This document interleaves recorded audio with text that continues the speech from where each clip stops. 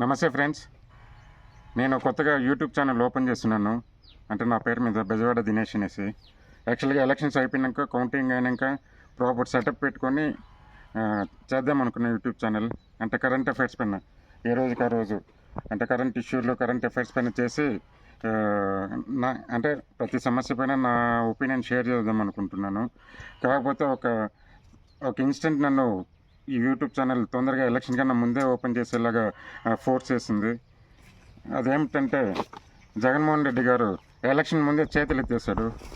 అంటే ఏమని చేతులు అంటే, వైనాట్ 175 నుంచి ఇప్పుడు ఎలక్షన్ సజావుగా జరగవా నాకు అర్థం కావట్లేదు, మనం గెలుస్తామో ఓడిపోతామో నాకు అర్థం కావట్లేదు అన్న దగ్గరికి వచ్చేసినాడు.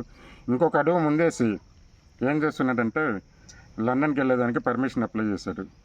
అంటే లండన్కి ఎవరెవరు వెళ్తారంటే, విజయ్ మాల్యా, నీరవ్ మోడీ, ముషారఫ్లు ఇట్లాంటి దొంగలు, అంటే ఆర్థిక నేరాలు కానీ రాజకీయంగా నేరాలు కానీ చేసిన వాళ్ళు లండన్కి పారిపోతారు. ఈ నెల 17, 18, 19 లండన్కి వెళ్ళి 4వ తేదీ వరకు చూసి ఒకవేళ గవర్నమెంట్ రాకపోతే అక్కడే సెటిల్ అయిపోదామని ఫిక్స్ అయినట్టున్నారు పాపం.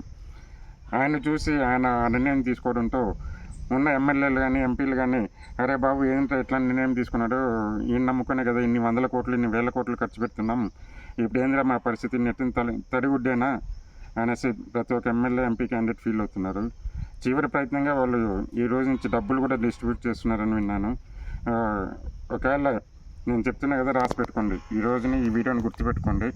ఏమిటంటే, జూన్ 4వ తేదీ వైసీపీ గవర్నమెంట్ రాదు, జగన్ తిరిగి రాడు ఇండియాకి, అక్కడే ఉండిపోతారు, అక్కడే సెటిల్ అయిపోతారు. ఆల్రెడీ నల్లధనం అంతా లండన్ పంపించారని ఇన్ఫర్మేషన్ ఉంది.